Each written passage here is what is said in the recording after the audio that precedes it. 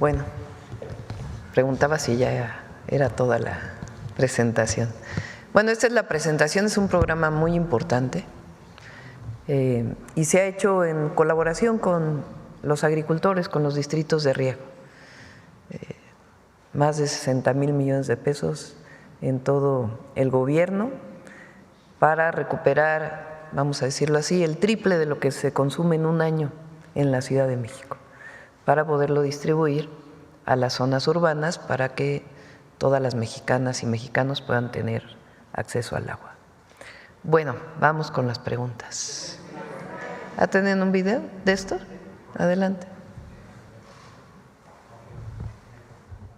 Para tecnificar 200,000 hectáreas de riego agrícola, ¿qué vamos a obtener con esto? Mayor productividad en el campo, es decir, vamos a sacar agua de riego para dársela a la gente, ahí donde hace falta el agua. El Gobierno de México ha puesto en marcha el Programa Nacional de Tecnificación de Riego, único en el mundo, ya que transformará el campo mexicano para aprovechar cada gota de agua y que el ahorro se pueda destinar a consumo humano. En nuestro país, el 76% del agua se utiliza en el sector agropecuario. Sin embargo, de esa cantidad, el 34% se pierde debido a que la infraestructura de riego se encuentra en malas condiciones y casi la mitad de los canales son de tierra, lo que provoca pérdidas por filtración y evaporación. Por eso, nuestra meta es modernizar más de 200,000 hectáreas, superficie mayor al total de la Ciudad de México y el doble de Hong Kong. Con una inversión de más de 60,000 millones de pesos a lo largo del sexenio, fortaleceremos la soberanía alimentaria al producir más alimentos con menos agua. Para lograrlo, ya se realizan obras integrales que incluyen el revestimiento y entubado de canales, el mejoramiento de caminos y el equipamiento de plantas de bombeo. Además, se contempla la reubicación de pozos profundos, la construcción de canaletas y la instalación de sistemas de riego por goteo, aspersión y microaspersión, así como la nivelación de tierras. En total, el programa beneficiará a 225,000 productoras y productores agrícolas, modernizando la infraestructura para ahorrar la mitad del agua que se utiliza en la actualidad. Hasta el día de hoy, ya comenzaron los trabajos en Alto Río Lerma en Guanajuato, en Bajo Río Bravo y Bajo Río San Juan en Tamaulipas, en Culiacán, Humaya en Sinaloa y en Pabellón, Aguascalientes. Con estas acciones se incrementará de manera significativa la producción de maíz, frijol, jitomate, chile, cebolla, papa, garbanzo, sorgo, trigo y otros cultivos fundamentales en la mesa de nuestros hogares. Con este programa vanguardista y con visión de futuro, el Gobierno de México reafirma su compromiso con un campo mexicano moderno, innovador, así como en el uso sustentable del agua para que nuestras hijas, hijos y nietos puedan heredar un país con esperanza y prosperidad compartida. En la Cuarta Transformación, el derecho humano al agua es una realidad. Gobierno de México. Muy bien. Adelante, vamos con las preguntas. A ver, con agua. Buenos días, Presidenta. Hans Salazar, de Noticiero en Redes. A propósito y aprovechando la presencia de los servidores públicos de Conagua, pues quisiera preguntar lo siguiente. Tenemos la información de que en las comunidades afrodescendientes afromexicanas de los municipios de Santiago Pinotepa Nacional y Santa María Huazolotitlán, hay un proyecto pendiente ahí desde el sexenio pasado y eso quisiera saber sobre esta información. Hay un estudio incluso en el tema de preinversión para la factibilidad de construcción de distrito de temporal tecnificado La Arena, así está denominado. Este proyecto, pues es de hace unos años que no se ha podido concretar de acuerdo a la información que tenemos y sería la pregunta si se tiene. Esto es como objetivo desarrollar infraestructura hidroagrícola que permita aprovechar técnicas de riego tecnificado y asesorías productivas y busca mitigar daños provocados por fenómenos meteorológicos extremos como los huracanes que ha habido y que afectaron severamente a la población de esta zona y su cultivo. Pues es una atención para 9,000 hectáreas de cultivos y pastizales. Preguntarles sobre este tema si se tiene contemplado. Sí, lo que se presenta aquí es donde ya existe riego agrícola. La tecnificación de ahí donde ya hay riego agrícola, en los distritos de riego. Además, hay otros proyectos de posibilidad de incorporar riego agrícola en zonas de temporal. Conagua está haciendo un gran trabajo en lo que llamamos el Plan Lázaro Cárdenas, que incluye esta zona.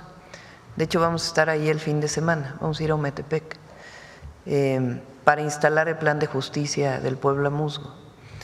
Esta es parte de esa zona que está entre Oaxaca, o en el límite de Oaxaca y de Guerrero. Entonces, ahí se está haciendo rehabilitación de plantas de tratamiento, en fin, varias acciones que está haciendo Conagua y consideramos esta que estaba planeada.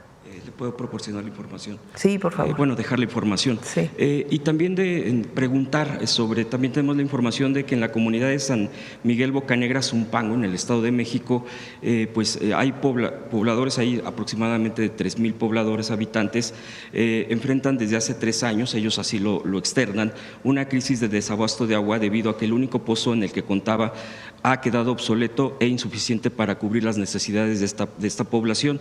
Y bueno, ellos están pidiendo la autorización de la perforación de un nuevo pozo. Preguntarles sobre este tema, si es que tienen contemplado o qué pudieran responderle a esta población.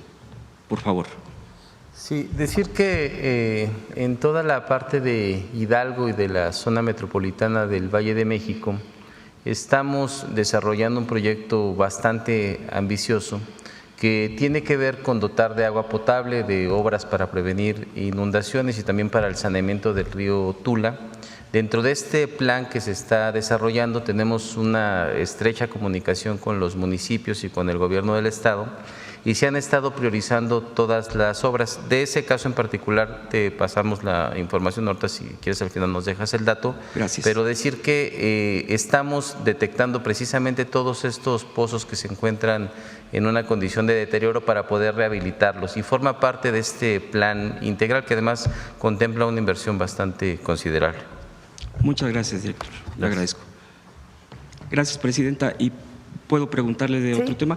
Del tema del día de ayer, presidenta, del nuevo mecanismo para la distribución y entrega de los medicamentos que se garantiza el abasto, pues ayer arrancó, como aquí se ha presentado en la mañanera del pueblo, preguntarle cuál es el reporte del primer día de esta distribución que, bueno, pues ha causado bastante expectativa en la gente e incluso he visto en las redes sociales de lo que hemos publicado, de lo que se inició ayer, que efectivamente incluso están constatando la llegada porque la gente está muy a la expectativa de los que se encargan de esta distribución de las rutas y que es algo no solo innovador, sino que se espera precisamente que se haga un avance.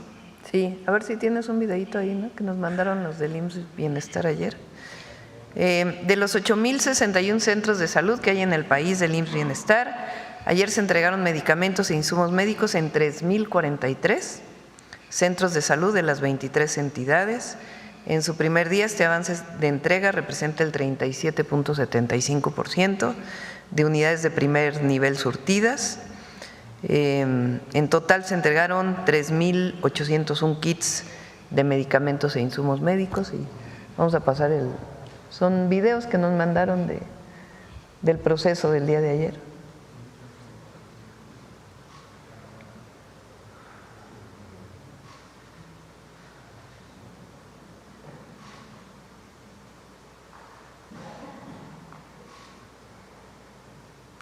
En cada caja, en el kit, pues en cada caja viene el número de medicamentos que determinó Secretaría de Salud que deben tener los centros de salud, de atención primaria a la salud. Dependiendo del tamaño del centro de salud se deja 1, 2, 3, 4, 5 cajas, dependiendo de la atención que tiene. Los pequeñitos pues tienen 1 o 2 cajas y los más grandes, como los ESA se llaman, que son los de atención incluso que tienen para partos y otras atenciones médicas, pues llevan mucho más kits. Entonces este es el sistema de distribución y ayer llegaron incluso a lugares apartados como San Andrés, La Lagunita en Hidalgo, San Martín, Quintana Roo, Tablón en Sinaloa y otros lugares.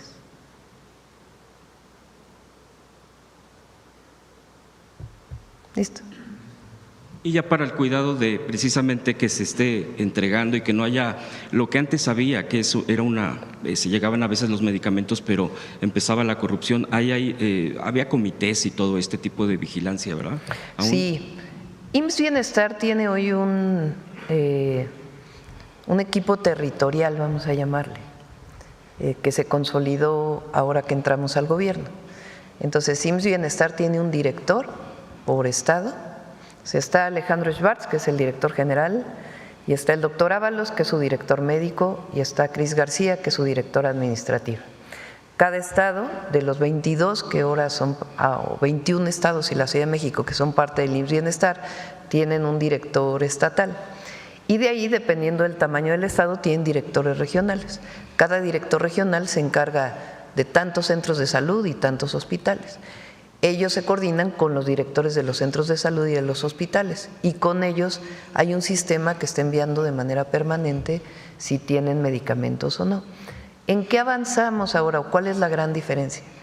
Antes solamente el director médico de un centro de salud decía, me faltan estos 10 medicamentos, y entonces desde el almacén se hacía una distribución solo de los 10 medicamentos que faltaban.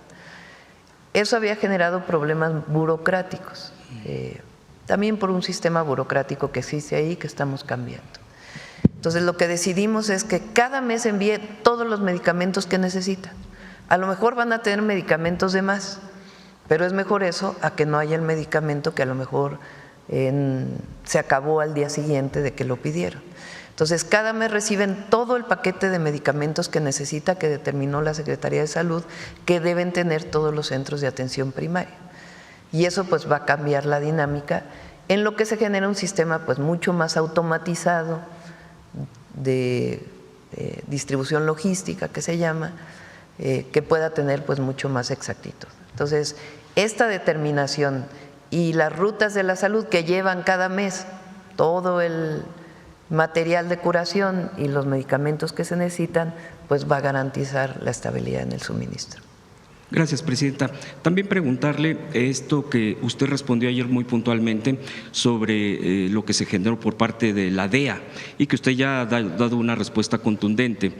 Solo recordar, y ya revisando las propias publicaciones periodísticas en los tiempos, por ejemplo, de Calderón, hubo una cooperación pues muy directa con la CIA. En ese entonces hay documentos que en ese entonces no se revelaron, incluso se habían clasificado, y ya después salieron a la luz, citando por ejemplo un periodista, a Jesús Esquivel, publicó en ese entonces, en la época de Calderón, pues cómo escondían este tipo de relaciones con este tipo de agencias. De agencias, efectivamente. Gracias, Presidenta. Y otro que también se llegó a publicar es que incluso sobre la avenida Reforma de la capital del país, había en uno de los edificios, en uno de los varios pisos de ese edificio, en Reforma, donde operaba directamente la propia DEA. Y bueno, pues la oposición obviamente, pues en este contexto, pues ha dicho que no pueden creer que esto que se pueda dar, porque pues estaba acostumbrado en este país o a que se escondía información o que se daba otra, y dicen, bueno, pues esto no puede ser posible. Preguntarle, Presidenta, concretamente, ¿qué vistas y qué respuesta usted daría a esta situación de dudar de que se está defendiendo, se está haciendo respetar la soberanía, y que todo indica que también desde el gobierno pasado del expresidente López Obrador, pues dicen había enojo en ciertas, no sé si personajes o de las propias agencias, por el respeto y las reglas claras que se tenían? ¿Qué hay sobre esto y qué respondería? Recuerden incluso un episodio de un miembro de la delincuencia organizada que fue detenido en Cuernavaca, Morelos. No fue detenido, fue ultimado. Sí. No, Beltrán. Exactamente. Y sacaron una fotografía del episodio de ese momento. En ese entonces, era Calderón presidente, espurio, no me lo puedo aguantar, porque así fue. Sí. Informa en ese momento lo que era la Secretaría de Seguridad Pública a cargo de García Luna, de ese operativo, y unas horas después la DEA dice fue un operativo donde participó directamente la DEA. Este era un esquema en donde se permitía que las agencias de Estados Unidos participaran de manera directa en los operativos. Nosotros no permitimos eso desde el periodo del presidente López Obrador. Se puso un límite. Las operaciones que tienen que ver con la seguridad del país son un asunto de las fuerzas federales o estatales o municipales, pero son un asunto de México, de nuestras instituciones. Se puede colaborar en el sentido de que den información. Ellos tienen agentes en México que tienen que cumplir claramente con la Ley de Seguridad Nacional y ahora con la adición que hicimos al artículo 40 de la Constitución, pero no pueden estar operando en el territorio. Con la DEA en particular, pues hubo un distanciamiento en el periodo del presidente López Obrador. Se derivó, entre otros temas, con la detención del general Cienfuegos, en donde quedó muy claro que se había detenido sin pruebas. Tan fue así que regresaron al general Cienfuegos y aquí en la mañanera el presidente López Obrador presentó lo que supuestamente eran las pruebas de aquella detención. Fue varias mañaneras que ustedes las pueden revisar porque ahí están disponibles en las redes sociales, de cómo fue cuando se detuvo y después cómo se fue obteniendo la información, se fue teniendo información hasta que finalmente se supo que no había pruebas. ¿Quién hizo esa detención? La DEA. A partir de ahí, el presidente López Obrador pone más límites a las agencias en México. Esos límites continúan en nuestro gobierno.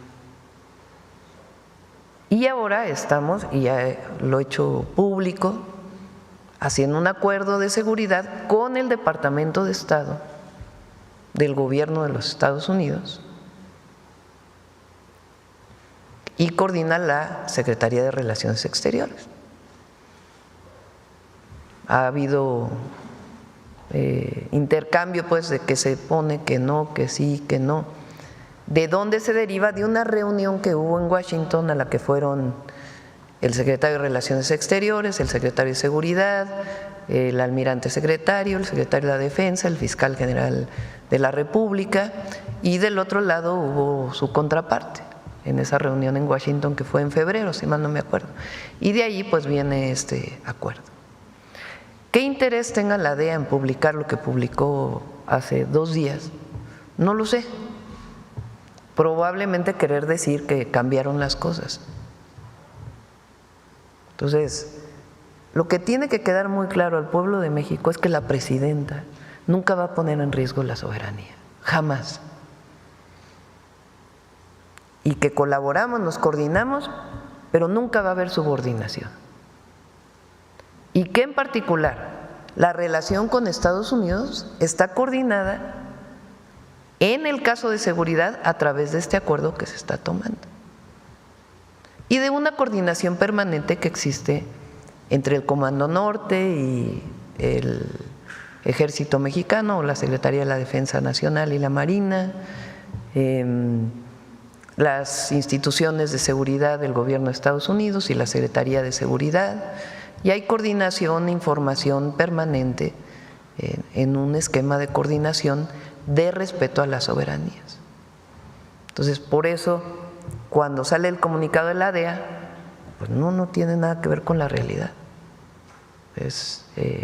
Lo que hay es el acuerdo de seguridad que está ya por culminarse con el Departamento de Estado de los Estados Unidos. ¿Perdón? Pues no sé cuál sea su intención, la verdad, decir que hay un operativo especial en la frontera, cuando no lo hay. Entonces, pues en todo caso ellos tendrían que decir por qué, cuál es su intención, cuál es nuestra obligación ante el pueblo de México, decir siempre la verdad e informar, como lo hacemos todos los días en la mañanera. Y además, pues garantizar que la relación con cualquier gobierno extranjero no solo los Estados Unidos, pues tiene que ser en el marco de nuestra Constitución y de defensa de nuestra soberanía y de los intereses superiores del pueblo de México. Por último, Presidenta, preguntarle ya hacia el primer informe de usted, que ya lo ha anunciado, que pues estamos en puerta ya de ello. Quedan de este año pues 4 meses prácticamente, un poco más. ¿Usted tiene contemplado, a propósito de esto y las relaciones con Estados Unidos y con el mundo mismo, de salir, tiene invitaciones de organismos internacionales, de países, perdón, o de encuentros internacionales? Si tiene contemplado, avisora, usted ha tenido también esa actividad, acabamos de verla en Guatemala. Y pues también preguntarle, a propósito de este próximo 1 de septiembre, he comentado con algunos compañeros, compañeras de este espacio, pues cómo la hemos visto aquí en la mañanera usted. Y la hemos visto mucho más, incluso pues ya los tiempos de la mañanera se han ampliado luego, hay más manejo de… O sea, pues la hemos visto mucho más… pues del manejo y a gusto en la mañanera, no sé si sea la palabra correcta, pero ¿usted cómo se ha sentido en estas conferencias de prensa que nos parecen, bueno, no solo a nosotros, son claves precisamente para informar al pueblo, para estar en contacto con el pueblo? Y bueno, pues con nosotros que estamos aquí presentes, ¿cómo se ha sentido? Quisiera yo preguntarle, ¿qué nos podría platicar también de sus experiencias? ¿Ha habido alguna mañanera que se le ha hecho la más difícil, quizá la primera o la más, no digo difícil en cuestión de los temas o de la complejidad, o alguna que le haya gustado más, Presidenta? Y esas serían mis preguntas. Gracias. Sí. En la medida en que vamos avanzando en el proyecto de nación que tenemos, en los 100 compromisos que hicimos con el pueblo de México, es más, podemos informar más cosas, como el día de hoy. O sea, nuestro interés en la mañanera evidentemente es el debate que se hace con ustedes y evidentemente con lo que se publica todos los días en las redes o en los medios. Pero el interés nuestro pues es que quienes nos escuchan a distancia, que saben que se enteran de manera directa sin ningún intermediario, pues que conozcan lo que estamos haciendo y cómo vamos avanzando. Entonces, en la medida que vamos avanzando, que ya está el tren México-Querétaro en obra, que ya está el tren México-Pachuca en obra, que ya se hicieron las licitaciones para los otros trenes, en la medida que se puede informar que ya está el programa de distritos de riego avanzando, todos los programas, mañana viene electricidad para poder hablar del sistema de transmisión y los avances que tenemos ya en las licitaciones, pues es mucho más fácil, digamos, porque pues ya uno tiene la condición de poder estar informando los avances, ¿no? Quizá los primeros 2 o 3 meses, cuando apenas iniciamos el apoyo a mujeres de 63 y 64 años, porque iniciamos hasta enero la beca de jóvenes de secundaria, pues había menos temas que estar informando. Entonces eso pues nos da mucha certeza y se cumple el objetivo principal, que es informar a la ciudadanía, informar al pueblo de México. Por eso es la mañanera del pueblo. Y por otro lado, pues la verdad es que en el debate público es increíble. Hoy veía otra vez, leía a los comentócratas, a los medios. Por cierto, el Universal, aprovecho. ¿No? ¿Quién fue el que sacó del huachicol? ¿Fue Reforma? Sí, de que dicen que el huachicol y que… bueno, hoy nos enseñó la Guardia Nacional un video de qué son esos bidones. A ver.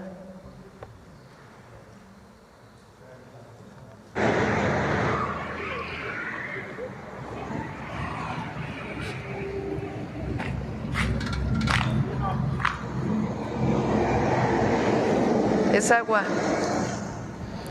O sea, acusan de que la Guardia está cargando gasolina de huachicol, según estas, ¿no? El Reforma.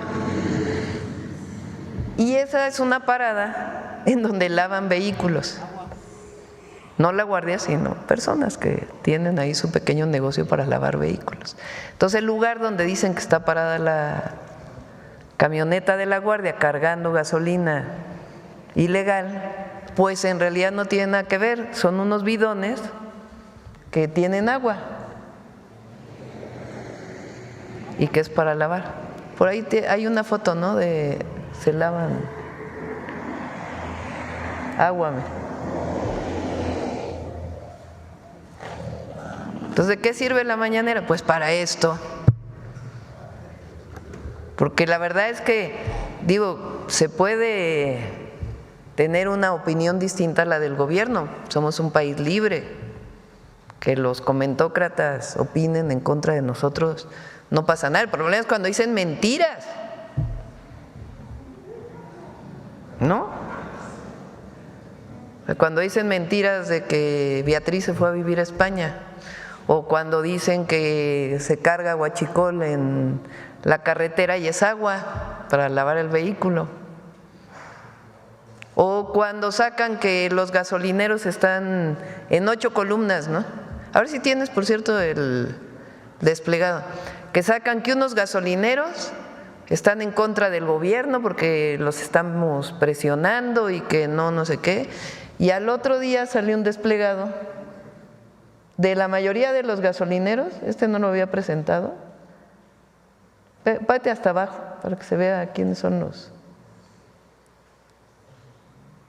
De todos estos, diciendo no, estamos trabajando muy bien con el gobierno. Entonces, ¿de qué sirve la mañanera? Pues para poder decir que hay mala leche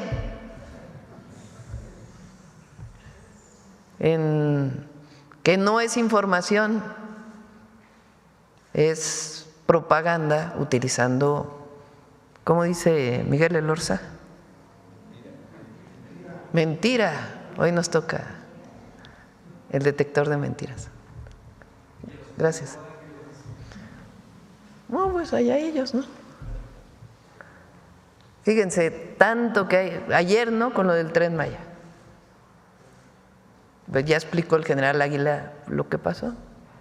Se hizo un comunicado muy temprano. No, bueno, pero la andanada, ¿no? Ahí en las redes. Están buscando que… Pero pues no. De la salida, no pienso salir de aquí a diciembre. Vienen, recuerden, viene a finales de este mes, la próxima semana, secretarios de Estado de Brasil, viene el primer ministro de Canadá, va a venir el presidente de Francia, de aquí a diciembre, entre otros, ¿no? Es probable, se está viendo para poder cerrar el acuerdo de seguridad, ¿sí? No lo tengo contemplado, por ahora. De nada, gracias. Gracias, Presidenta. Buenos días a todos y todas. Presidenta, preguntarle, en esta tecnificación de México, como se llama este programa, entiendo que el objetivo es poder, a partir de tecnificar a los agricultores, poder recuperar agua para las zonas urbanas. ¿Cuándo esperarían a que ya se empiecen a ver estas mejoras en las zonas urbanas? ¿Qué tiempo es el plazo máximo que están dando para el beneficio? Sí, buenos días. Se van a dar de manera paulatina conforme vayan avanzando los proyectos. Se están construyendo de manera paralela. Por ejemplo, tenemos el acueducto Solís León, que va a dar agua a 5 municipios del estado de Guanajuato. Y esta obra de infraestructura se está construyendo al mismo tiempo que se está tecnificando el distrito de riego 011. Entonces, se va a hacer por etapas. Y una vez que vayan concluyendo las etapas de tecnificación, también van a ir concluyendo los tramos de la obra y en ese momento se va a empezar a suministrar agua. Tenemos otros muy emblemáticos como el de agua saludable para la laguna, que es el distrito 017, es una obra que abastece a 5 municipios de Coahuila y 4 municipios de Durango. Aquí en este momento se están construyendo las redes troncales para proporcionar agua a 5 municipios de Coahuila, los 4 de Durango ya están conectados, y al mismo tiempo estamos llevando a cabo el programa de tecnificación, es decir, se van a ir complementando de manera paralela. Algunos proyectos van a tener en su ejecución 2 años y algunos otros van a durar durante todo el sexenio. Lo importante es que en este acuerdo que se ha generado con los productores, el volumen que se va a recuperar ya se encuentra comprometido y establecido, y conforme se vayan concluyendo las obras se van a ir notando los avances en cada una de las comunidades. Gracias. Le agradezco, director. Presidenta, además, para seguir disipando estas dudas de lo que pasó ayer con el Tren Maya, preguntarle si la Fiscalía General de la República va a abrir una carpeta de investigación en este caso, saber si tendrá algún costo la reparación que nos comentaba también el director del Tren Maya, por favor. Muchas gracias por tu pregunta. Primero, les informé que efectivamente la Fiscalía General de la República está interviniendo. Ayer durante la noche estuvieron los peritos evaluando el incidente. Absolutamente sí se va a abrir una carpeta de investigación porque es necesaria inclusive para la aseguradora. Todo el Tren Maya está asegurado y la aseguradora tiene que estar perfectamente consciente y tener un documento donde nosotros denunciamos el incidente para que ellos puedan reponer los bienes afectados a partir de este incidente. Entonces sí, definitivamente la Fiscalía va a abrir una carpeta de investigación y el seguro tendrá en su momento que hacerse efectivo para reponer los bienes materiales que fueron afectados. ¿Y las operaciones van a seguir su curso? Sí. Fíjense que esto también que preguntas es importante. El Tren Maya tiene en el tramo que va de Mérida a Cancún y de Cancún a Chetumal, tiene afortunadamente 2 vías y en cada estación tienen 4 vías. Por eso hablaba yo de la vía 4 y de la vía 2 que están del lado mar y de la vía 1 y la vía 3 que están del lado selva. Así les llamamos, es el hombro derecho y el hombro izquierdo en el argot ferroviario. Nosotros hemos decidido nombrar las vías de esa manera. Y las vías que se afectaron con este percance de vías fueron las vías 2 y la vía 4. La 2 que está pegado al andén de la estación Izamal que va en dirección Cancún-Mérida y la vía 4 que está en la troncal, que representaría la troncal. La vía 3 que es también troncal y la vía 1 que está pegado en el andén que va en dirección Mérida-Cancún está habilitada. Entonces, estamos utilizando los aparatos de cambio de vía para hacer un cambio doble y poder circular sin ningún problema todos los trenes. Eso fue lo que hicimos ayer, hicimos un cambio de dirección, por eso el siguiente tren que debería haber pasado a las 16:20 pasó a las 17:05 fue. Entonces, ninguna operación se interrumpió. El último tren pasó a las 21:56 ahí en Izamal, precisamente porque recuerden que es un sistema y una afectación provoca retrasos en todos los demás trenes porque los cruces se tienen que programar. Es importante que sepan que el servicio está restablecido, que la seguridad está garantizada y que no hay de ninguna manera por qué alertar con el funcionamiento del tren. El funcionamiento del tren está operando hoy con todos los servicios programados. A ningún pasajero le vamos a quedar mal el día de hoy. Todos los trenes van a pasar.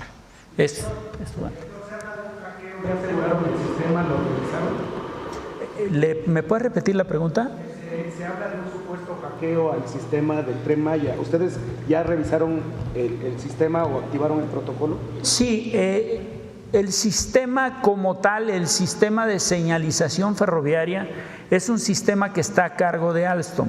Funciona a través de fibra óptica y afortunadamente no está conectado a la red, no funciona con internet, funciona de manera interna y precisamente para garantizar que no se afecten los servicios de señalización ferroviaria, nos tomamos la libertad de aceptar que no se conecte a la red. Inclusive todas las instalaciones que están dedicadas para los sistemas ferroviarios, que son 107 casetas, que son cuartos técnicos principales y auxiliares que están en las 34 estaciones, en las bases de mantenimiento, en los talleres, y las instalaciones que nosotros tenemos también, como los puestos de control principal o central, los puestos de control zonales, que son 4, todos esos sistemas y la base de datos y la base de datos secundaria están integrados de manera armónica y no tienen conexión a un sistema de internet público. Esta es solamente como un intranet, como funciona a través de la fibra óptica, no hay posibilidad de hackearlo. ¿Cuántos son los daños? Todavía no han sido cuantificados los daños.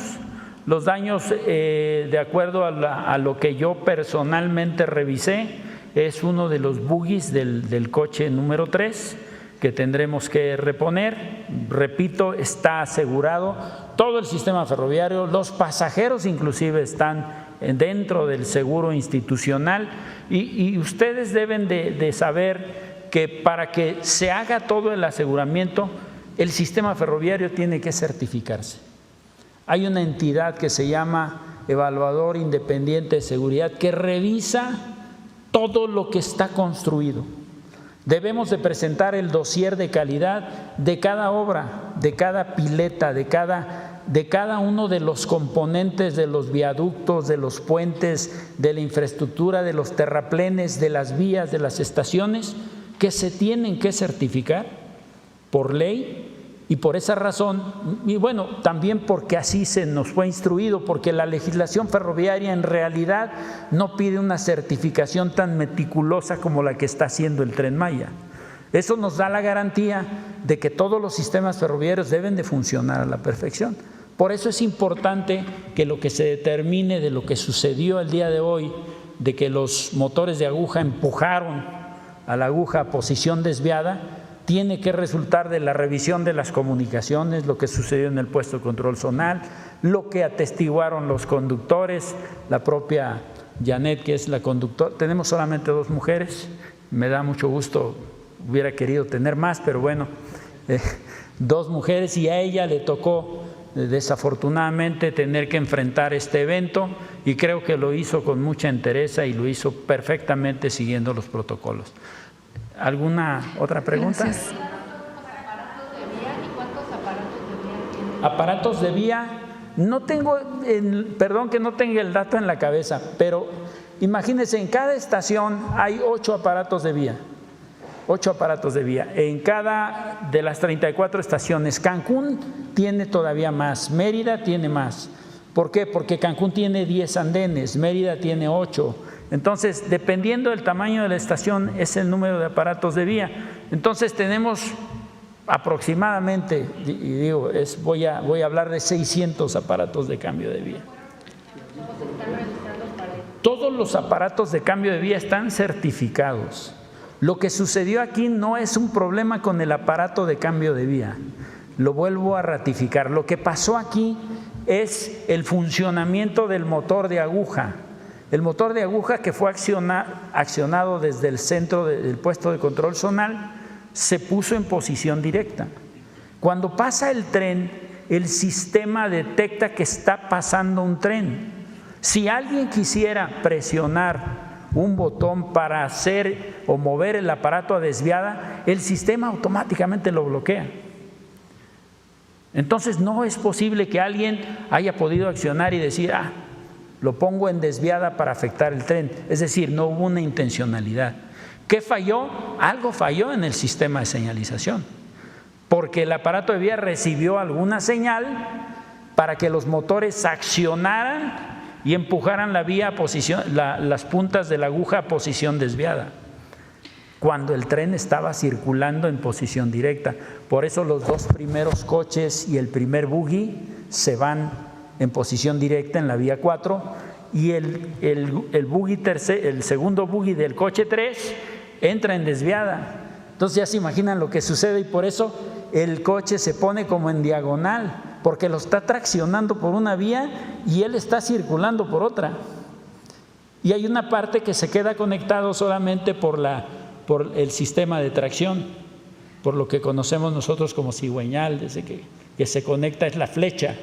La flecha permitió que no se desprendiera prácticamente el acoplamiento del coche 3 del coche 4, porque el coche 4 entra a la vía 2 y sin problemas, ¿sí? Pero porque lo está traccionando y entonces el 3 queda diagonal y acostado prácticamente sobre el MC1, que es la cabina de tracción del tren 307.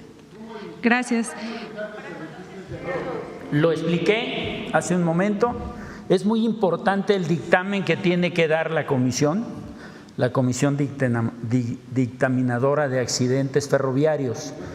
De ese dictamen que ellos den, de cuáles fueron las causas, tenemos que aplicar medidas para evitar que vuelva a suceder. Y aquí les presenté dos opciones que nosotros estamos estimando que puedan ser aplicables. Es decir, en tanto los aparatos de vía no tengan que moverse, es decir, que no tengamos que hacer movimientos que no estén programados por retrasos, por consideraciones de la operación, los aparatos los podemos asegurar con el clamp, con la brida, ¿no?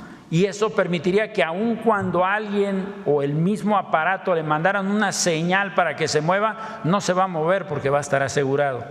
Y segundo, que dentro del sistema del motor de aguja podamos poner un mecanismo que haga un doble aseguramiento. Lo que hace ahorita es cuando se desplaza la aguja, el motor de manera neumática empuja la aguja y fija, entra un seguro para fijar que no se mueva la posición de la aguja y de esta manera permanezca en la posición directa o en la posición desviada. Si además de eso le metemos un seguro adicional, es posible garantizar que no se vuelva a presentar un caso. Lo que buscamos es cero incidencias. No me gusta comparar, pero en todos los países, y les voy a hablar de España, en el 2022, 175 casos similares como el que enfrentamos nosotros en un año. En Estados Unidos, más de 1,600 casos de descarrilamientos en diferentes lados con consecuencias diferentes. Alguien mencionaba el Brightline, que no ha tenido incidencias, pero el hecho de chocar con un vehículo es una incidencia. No lo podemos minimizar. Es importantísimo que también se mantenga la seguridad. ¿A qué apostamos en el Tren Maya? A la seguridad a través del confinamiento, a la seguridad de los sistemas de señalización ferroviaria, a la seguridad que otorgan los puestos de control automatizados. Estamos enfocados y tenemos aparte la seguridad física que nos da la Guardia Nacional. Para nosotros lo más importante es la seguridad y la vamos a mantener, y el compromiso del Tren Maya, el compromiso de la Defensa Nacional, el compromiso del Gobierno de México es que todos los trenes de pasajeros ofrezcan un servicio con cero incidencias. Nosotros fallamos ya 2 veces, pero no debemos de fallar en el futuro. Tenemos que alcanzar el cero incidencias y eso nos va a ayudar la certificación de calidad, nos va a ayudar todo el análisis que se haga ahorita de lo que sucedió y seguramente que la Fiscalía va a seguir su investigación, abrir la carpeta y si hubiera responsables, pues tendremos que enfrentar a la autoridad en su momento, aquellos que hayan cometido algún error. Perfecto, entonces, esa es la situación. No sé si hubiera… Muchas gracias. No le escucho. ¿Cómo se haría? En el caso del tren ligero se maneja, aparte del automático, hay una palanquita que es el doble aseguramiento. Carlos Guzmán de 4 Media Telecomunicaciones, buen día, director. Le comentaba, el ejemplo que yo tengo más cercano es el de Tren Ligero Ciudad de México. A raíz de que sucedió hace algunos años, se acuerda la doctora Sheinbaum, un accidente, una salida de vía, vaya. ¿En dónde? En el Tren Ligero. En la estación Tasqueña hay una palanquita que desde entonces le puso, ese es el que nos decían que es el doble aseguramiento. Es el automático y es el manual que cuando llega al Tren Ligero hace el cambio de vía, se jala una palanquita y automáticamente una parte del riel cambia hacia el otro lado. Es preguntarle si en el caso del Tren Maya, en lo que se averigua la causa o lo que pasó, se podría poner un aseguramiento manual para que, aunque tarde unos minutos más, se tenga más seguridad para que el tren pueda manejar eso. Gracias. Creo que no me expliqué bien hace rato. Cuando me refería a poner un aseguramiento físico, me refería a colocar la brida. Ese es el doble aseguramiento. El primer aseguramiento es el que hace el motor de aguja cuando asegura y fija la aguja. Pero si además físicamente llega un garrotero e instala un candado, una brida, que es lo que tú sabes, ese es el segundo aseguramiento. Obviamente, ¿qué implica? Pues implica desplegar muchísima gente para hacer ese aseguramiento. O también nos obliga a no mover los aparatos de vía en las operaciones que se realicen, ¿no? Y limitar los movimientos del aparato de vía, porque el componente crítico de un sistema ferroviario son los ACV, los aparatos de cambio de vía en cualquier parte del mundo. Es un tema que tenemos nosotros que atender y estoy seguro que vamos a lograr la cero incidencia. Ese es el doble aseguramiento que mencionas.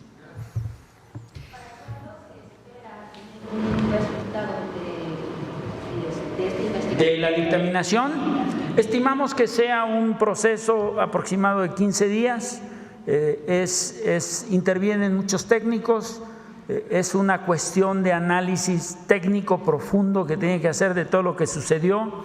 Se analizan, como decía, las grabaciones, las órdenes que se dieron en el centro de despacho de trenes, en el puesto de control zonal, lo que contestaron los maquinistas, lo que sucedió en el evento y qué fue lo que reportaron, si se aplicaron o no los protocolos, todo se tiene que revisar. ¿Por qué sucedió esa llamada para hacer el cambio del aparato de vía? ¿Debido a qué? Si fue una deficiencia del sistema de señalización ferroviaria o fue alguien lo accionó, no lo sabemos. En este momento sería muy riesgoso decir qué sucedió.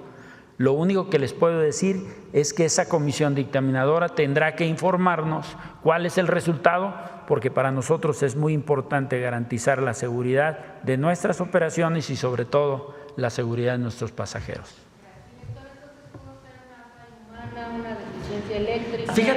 Fíjate que yo creo que no es una falla humana porque está automatizado.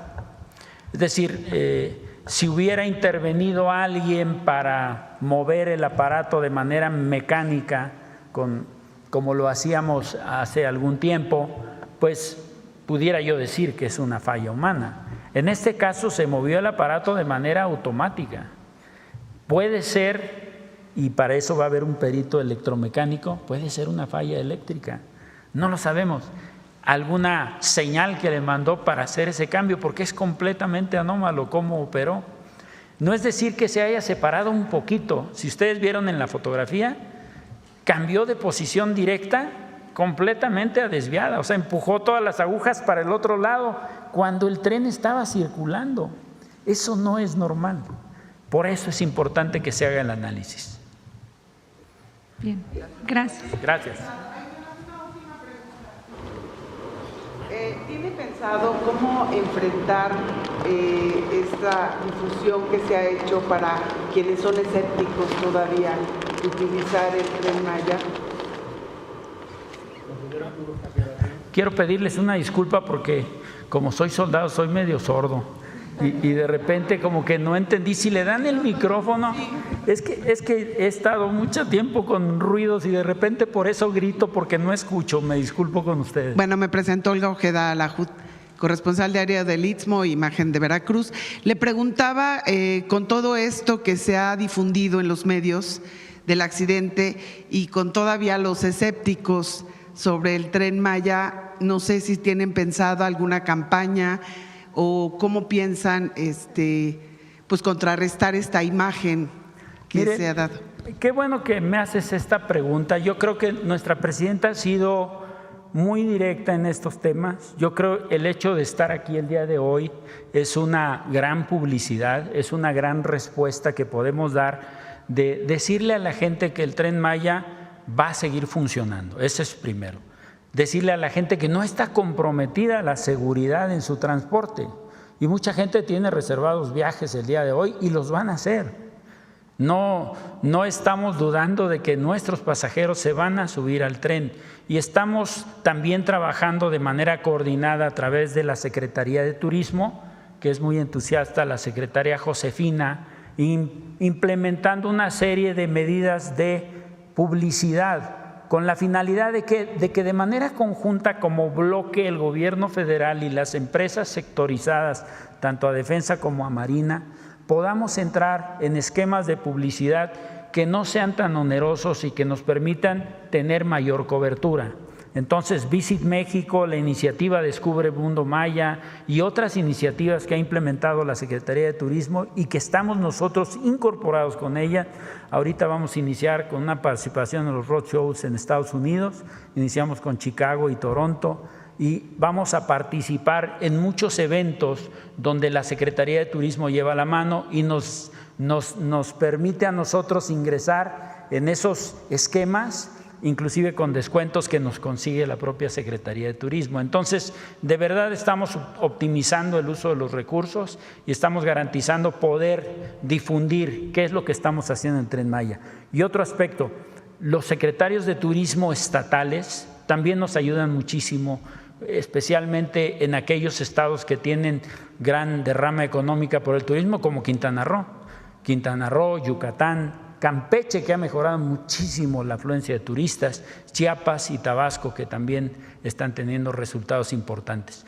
El trabajo es en equipo, todos estamos haciendo un esfuerzo de publicitar lo que se está haciendo y de convertir al Tren Maya en una herramienta no solamente turística, sino de movilidad que lo utilicen las comunidades.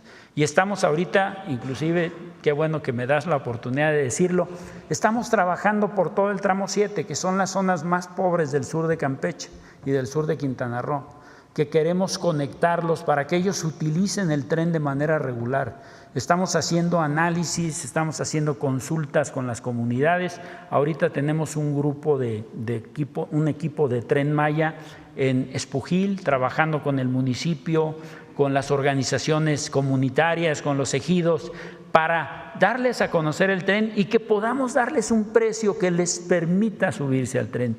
Que no vean el tren como algo lejano, que vean el tren como un instrumento de movilidad para ellos, para la gente pobre. Esa instrucción nos dio la presidenta y estamos trabajando también en eso. Muchas gracias, director. Presidenta, preguntarle, se supone o en días recientes sale… ayer específicamente, se reporta que Cibanco va a iniciar una demanda en contra del Departamento del Tesoro por acusaciones de presuntamente apoyar al lavado de dinero a los cárteles. ¿Va a qué, perdón, otra vez? A demandar al Departamento del Tesoro porque lo acusó de tener nexos o ayudar al lavado de dinero del narcotráfico. Lo vi en los medios, no tenemos conocimiento de que lo vaya a hacer, pues está en su derecho, si así lo considera. Ayer lo importante es que se dio más plazo todavía por parte del Departamento del Tesoro para las sanciones que se habían determinado y también hay hay ofrecimientos de compra de estos bancos, también me lo informó el secretario de Hacienda, que incluso ha salido públicamente. Correcto. En otro tema, presidenta, el día de ayer en el paradero de Indios Verdes se suscitó un cierre debido a que familiares del niño Emilio, de 8 años, están pidiendo que haya justicia en el caso del pequeño. Hace unas semanas se suscitó que el niño fue atropellado por una conductora que rebasa apenas la mayoría de edad, que presuntamente iba en estado de ebriedad al momento de conducir, termina atropellando al menor y pues tiene severas afectaciones de la salud. Preguntarle si se le está dando seguimiento a este caso o si han tenido acercamiento ya con la familia. Pido a la Secretaría de Gobernación que se acerque. Si fue Indios Verdes es la Ciudad de México, sí. Normalmente lo atiende la ciudad, pero nosotros intervenimos con la Secretaría de Gobernación para apoyar a la familia. Sí, el caso se dio en la colonia Lindavista, en la Gustavo Madero, pero ayer ya la familia pues cerró avenidas principales para buscar justicia, pero bueno, Sí, los atendemos con gusto. Bien, finalmente, no me presenté, Aurora Castillejos del Sistema Público. Presidenta, finalmente preguntarle, el día de ayer entiendo que se habilitó ya la línea de las mujeres 079, número 1, saber pues cómo está avanzando, es contarle a la audiencia para quiénes está enfocada esta línea, qué tipo de apoyo se les está dando. Está funcionando ya desde hace algunas semanas. Lo anunció aquí Citlali, si hay un asunto de emergencia por violencia o asesoría o alguna necesidad de alguna mujer vinculado principalmente por una situación de violencia, puede marcar el 079 y una vez que le contestan apretar el número 1 y ahí hay una serie de telefonistas que están capacitadas y saben a dónde dirigir la llamada. No es solamente la atención en ese momento, sino que si es una situación de emergencia de algún lugar del país, se comunica de inmediato con el 911 de algún estado de la República, con la Guardia Nacional, con la Policía, con la Secretaría de las Mujeres o Instituto de las Mujeres de los estados. Tardamos un poco justamente para poder tener el esquema de atención. Además, si por ejemplo una mujer solicita una ayuda, se le da en el momento y después ya no volvió a llamar o cuelga el teléfono, hay un protocolo para que se le busque nuevamente a esta persona para saber si realmente fue atendida o no fue atendida en su situación. Es un gran esfuerzo en la ciudad. Cuando estuve como jefa de gobierno lo desarrollamos y ahora pues es algo que tiene que ser con las entidades de la República. Y ya está funcionando, 079-1. Nada más, en el futuro podría haber un balance de cómo van estas llamadas de las sí, mujeres. con gusto le pedimos a Citlali que lo pueda informar. Gracias, es todo, presidente. Sí. ¿Quién más? A ver, vamos ahí para… Buenos días, Presidenta CONA, su servidor Carlos Pozos de LM Noticias. Antes de iniciar con mis preguntas, comentarle… Usted nos anunció que en este ejercicio de comunicación circular iba a dar a conocer las listas de las pensiones millonarias de Petróleos Mexicanos. Quiero comentarle que en LM Noticias tenemos 3 listas también de pensiones millonarias en Petróleos Mexicanos, así como también de consejeros independientes de Petróleos Mexicanos que cobraban más de 5,5 millones de pesos, y en Comisión Federal de Electricidad. Entonces, no quiero adelantarme cuando sea el anuncio, a ver si hay la posibilidad de poder contrastar y compartir esa información. Sí. Bien, inicio con mi primera pregunta, Presidenta CONA. Estuve en Matamoros días atrás, en Tamaulipas, donde el gobernador Américo Villarreal Anaya y autoridades de la Secretaría de Marina pusieron en operación el Puerto Norte, evento que no sucedía en México desde hace 25 años. Esta obra, gracias a su apoyo, pues fue posible, si no, no se hubiera llevado a cabo. Así lo dijo el gobernador Américo Villarreal y dijo que permitirá desarrollar el comercio de la región noreste. Mota Engie, al frente de José Miguel García Bejos, presidente de la citada empresa, informó que en los siguientes años se invertirá más de 4,000 millones de pesos para consolidar este puerto norte de Matamoros. Esta es una nueva terminal, Presidenta, que de acuerdo a sus instrucciones fue hecha posible también por Gustavo Guzmán Hernández, director general de Administración Integral de Tamaulipas, dentro de su compromiso número 85 de gobierno. Durante la inauguración, el señor gobernador me pidió hacerle llegar un mensaje. El video lo tiene el compañero Belmont, se lo mandé, pero si no yo le pongo aquí el audio. Deme un segundo. Lo pasamos aquí ese día, no sé si se acuerdan. El día que se inauguró, bueno, más que inaugurar, llegó un buque con vehículos al puerto de Matamoros.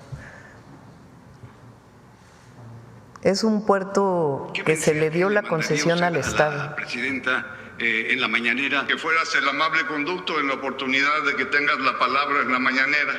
de poder enviarle un fuerte saludo a la presidenta Claudia Sheinbaum Pardo, que le comentes que estamos cumpliendo con las indicaciones que acertadamente nos dio en su anterior visita a este puerto y que se están cumpliendo a cabalidad para poder seguir avanzando en el desarrollo de este Plan México e incorporar este gran puerto también en el desarrollo nacional. Muchas gracias, señor gobernador. Pues este es el mensaje, Presidenta, y en ese sentido, pues preguntarle si continuará usted apoyando con esas obras emblemáticas a Tamaulipas y también si usted considera que con esta obra Tamaulipas pues se posiciona como la frontera marítima de nuestro país. Tamaulipas pues tiene una posición muy importante para el este de los Estados Unidos, además de ser estado fronterizo. Tiene varios puertos y en particular el puerto de Matamoros, que es el que está más al norte, es un proyecto que inició con el presidente López Obrador en el sentido que le dio al Estado la posibilidad de que ellos desarrollaran el puerto. Y ahí tienen, obviamente con la Secretaría de Marina, una coordinación y ellos pues han iniciado el desarrollo de este puerto. Y es muy importante, es el puerto que va a estar más al norte en el este, en el Golfo de México. Bien, como segunda pregunta, Presidenta Coná, el pueblo me pide que le pregunte, estamos justo a un año de el Mundial de Fútbol 2026. En la televisión continúa el emporio de Televisa, le sigue TV Azteca, pero también las cosas han cambiado luego de 39 años del Mundial de 1986. Hay nuevos jugadores, está Grupo Milenio de Televisión, Grupo Imagen Televisión, Grupo Heraldo Televisión, el Sistema Público de Radiotelevisión del Estado Mexicano, Canal 11, Canal 22, el Canal del Congreso, la Televisión Mexiquense, la Televisión de Veracruz, Televisión de Puebla y muchas opciones más. La pregunta es, Presidenta, para todos los mexicanos y visitantes extranjeros del Mundial en el 2026 puedan ver los partidos de fútbol, ¿qué sucederá? En 1986 la transmisión se le dio en exclusiva a Televisa. Ahora con nuevos jugadores en la televisión mexicana, ¿qué acuerdos ha llegado la CEGOP con la FIFA? ¿A quién se le dará la concesión de la transmisión total o parcial o se fraccionará? E incluso TV Azteca, que no paga impuestos, ¿podría ser beneficiada con la transmisión? Eso lo determina la FIFA. Es un evento deportivo, un espectáculo, vamos a ponerlo así, que organiza la FIFA y ellos tienen estas determinaciones. Yo espero que la próxima semana ya podamos presentar todo lo que está alrededor del Mundial de Fútbol del próximo año, todas las actividades que va a haber en Ciudad de México, en Monterrey, en Guadalajara, cómo queremos que en todo el país se puedan ver los partidos. Entonces, está encargada la Secretaría de Gobernación, pero nosotros no determinamos, el Gobierno de México, a quién se le da la concesión para ver los partidos, es algo que está determinado centralmente por la FIFA. En cualquier país del mundo, no es un asunto en México. Presidenta, esa pregunta es de vida o muerte. ¿Usted como ser humano estaría dispuesta en revisar el tema de la eutanasia por motivos humanitarios, adicionalmente al beneficio que traería en materia de salud pública y entrar en un análisis con las iglesias en México y la Secretaría de Gobernación? Existe ya un proyecto o un anteproyecto en el Senado de la República sobre la eutanasia por el doctor Sergio García López, que está en espera de que este proyecto reviva, está ahí enlatado. Le pregunto, ¿podría pronunciarse porque se estudie o se revise con la participación de las iglesias, partiendo de que la vida es propiedad de cada persona, así como también la muerte? Pues es un tema polémico siempre, que en estos casos, como en cualquier otro, pienso que siempre debe abrirse al debate, que se discuta, no debe cerrarse esa posibilidad, que se abra el debate, pero es un tema como otros, polémico. Y finalmente, Presidenta, ante la gran cosecha de medallas y la extraordinaria participación que han tenido los clavadistas mexicanos en el último campeonato mundial en Indonesia, por desgracia solo los clavados tenemos éxito, pero en el resto de las disciplinas de la misma federación. Una medalla también en nado. Sí, no solo fue clavados, fueron varios. Pero faltan otras disciplinas dentro de la federación que están de natación que están siendo abandonadas. Este es el caso desde hace 4 décadas, con menos recursos. El polo acuático tiene 6 años sin tener una sede y los padres de familias de los deportistas pues tienen que estar pagando pues lo que le correspondería a la CONADE. Hay un conflicto, Presidenta, entre World Aquatics con la Federación Mexicana de Natación, y esto es por la disputa del RUD, es el Registro Único Deportivo, que es el documento que tiene que tener las federaciones para poder recibir recursos públicos.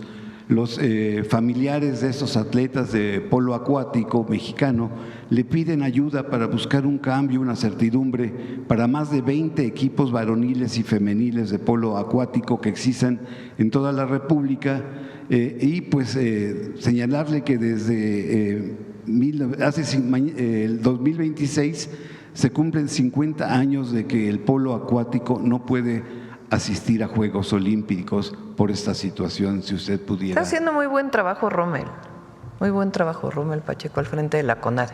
Entonces le vamos a encargar que revise el caso. Mil gracias, gracias. Bueno, yo creo que ya cerramos. Mucha información. Vamos con el detector de mentiras.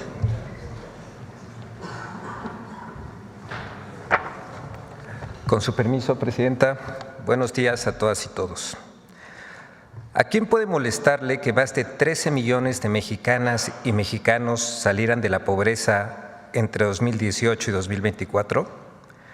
Luego de que el INEGI diera a conocer los resultados de la medición de la pobreza multidimensional, políticos de oposición, comentaristas y medios de información lanzaron mentiras para poner en duda la metodología del INEGI e incluso la hazaña del modelo económico de la Cuarta Transformación.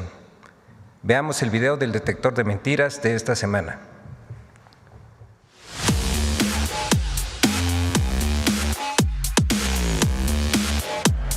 Falsas modificaciones a la metodología del INEGI para manipular los datos de pobreza en México y mentiras sobre el costo de la gasolina son algunas de las noticias falsas que el detector de mentiras localizó esta semana. 1. Los datos sobre pobreza multidimensional del INEGI son incorrectos. En un esfuerzo por minimizar la reducción de la pobreza multidimensional en el sexenio del presidente López Obrador, medios de comunicación, comentaristas y políticos de oposición difundieron una serie de narrativas falsas para intentar descalificar las políticas de la Cuarta Transformación que permitieron a 13.5 millones de mexicanos salir de la pobreza. A. El INEGI cambió la metodología del Coneval para modificar la medición de la pobreza. Estamos preocupados por la viabilidad, máxime cuando vemos los resultados hoy del INEGI, porque lo que ustedes cantan como un éxito tiene un pequeño problema. Todo depende de las transferencias económicas, bueno, y de que el INEGI cambió algunas de las preguntas. Y además, otro tema que me parece muy importante analizar en estos datos es si son comparables o no las cifras, si podemos hablar de esta disminución o no comparando con años anteriores. ¿Por qué? Porque cambió la metodología del INEGI. ¡Mentira! La medición de la pobreza multidimensional 2024 conserva los mismos principios conceptuales y metodológicos de sus ediciones previas del 2016-2022, realizadas por el Consejo Nacional de Evaluación de la Política de Desarrollo Social, Coneval, donde se contemplan los mismos 6 indicadores de carencia social. En la nota técnica de la medición de pobreza multidimensional 2024, el INEGI explicó que al mantenerlo se garantiza la comparabilidad, la continuidad y consistencia de los resultados. B. Los resultados del INEGI sobre pobreza multidimensional son propaganda del Gobierno de México. Lo cierto es que, bueno, esto es parte de la propaganda para decir, bueno, la Cuarta Transformación está funcionando y vean ustedes el éxito de López Obrador. ¡Mentira! Los resultados del informe sobre pobreza multidimensional, presentados por el INEGI, un órgano autónomo, derivan de la Encuesta Nacional de Ingresos y Gastos de los Hogares, la cual se realiza desde 1984 y cada 2 años desde 1992, con el objetivo de proporcionar un panorama estadístico del comportamiento de los ingresos y gastos de los hogares, de acuerdo con la Ley General de Desarrollo Social. C. La reducción de la pobreza es gracias a los empresarios por aumentar el salario mínimo. Pero ¿quién realiza realmente esta función? Los empresarios, ¿no? Que son los que invierten, pagan y le entraron al tema, y entonces son ellos, junto con los trabajadores, quienes son verdaderamente pues, los responsables de que esta política esté funcionando. ¡Mentira! El aumento del salario mínimo durante la presidencia de Andrés Manuel López Obrador se caracterizó por ser un acuerdo tripartito entre los sectores obrero, empresarial y el gobierno. Entre 2018 y 2024, el salario mínimo diario general en México pasó de 88.36 pesos a 248.93 pesos, un incremento de 181.7%. 2. México tiene la gasolina más cara del mundo. ¿Saben quién es el país más caro que vende la gasolina en el mundo? Somos el país más caro del mundo en gasolina. ¡Mentira! Entre los países del G20, Singapur es el país con el precio más alto de la gasolina, con $2.84 por litro, mientras que en México el promedio del precio es de $1.25 por litro. También es falso que Pemex sufra una pérdida inédita de ganancias por el tope al precio de la gasolina. La Secretaría de Energía aseguró que es incorrecto afirmar que absorbió los costos de la gasolina por la estrategia de una reducción en su precio. Además, Pemex reiteró que no existe desabasto de combustible en el país y puntualizó que el suministro está garantizado.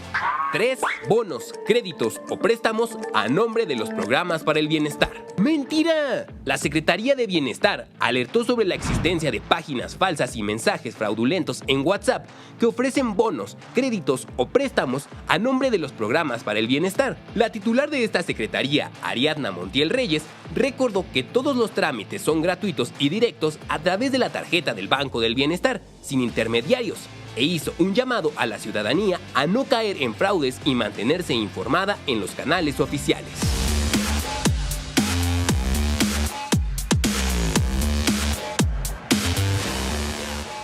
Muchas gracias, Presidenta. Gracias, buen día.